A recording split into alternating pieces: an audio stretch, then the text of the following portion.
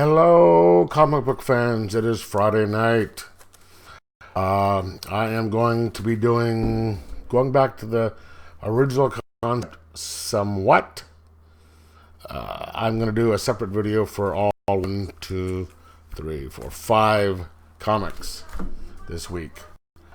Just because it seems to be. I like it better.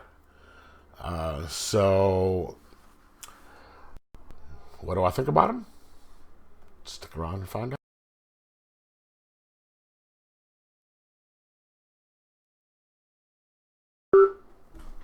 Alright, I'm back for number 4. That Texas Blood. Number 2. This is an odd comic. It's basically following a sheriff in some small town in, obviously, Texas. Hence the name. Who, it starts out as a kind of a day in the life type of situation. He's wakes up, he has to go to work, he's dealing with, people, his wife wanted to get a casserole dish back from the people that he had lent it from, that they had lent it to, and the pressures of the slow pace of his job, and it ends with he has to go out and check on somebody, and it turns out to be, boom, they're dead. First one. Now, this issue picks up where the brother of the character is coming into town to deal with the aftermaths of this character's death. And you find out that the dead guy was kind of a dick.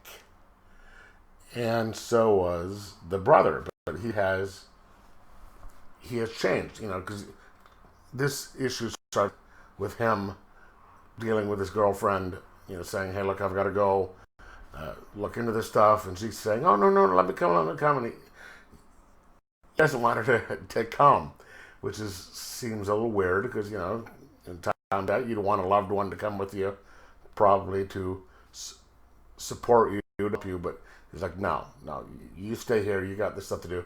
And then when you get into town, when he gets down, you find out that, both the brothers were kind of dicks. The one never stopped being one, but the one brother who is this issue is focusing on has supposedly stopped being a dick. But the town people don't know this because he's been away. And then you find out that at the end of the issue that his brother was murdered. It's a pretty interesting issue, even though it's paced like a small town in Middle America. Slow, but it doesn't seem like it's so it's not super fast paced, but it also doesn't seem like it's dragging. It just there's certain things going on. People have these conversations, and then and by the way, this happens. So the pacing is fine. The pacing is interesting because they're not trying to rush it, but they're also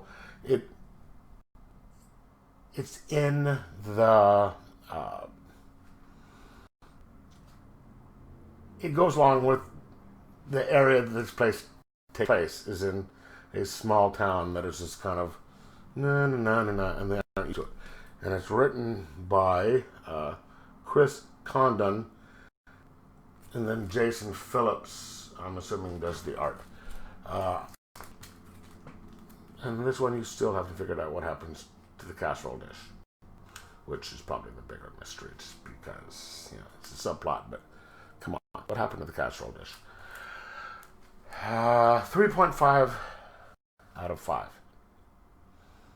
Because it's just kind of interesting. Let me know, have you read it? What did you think? Make comments down below and enjoy your comments.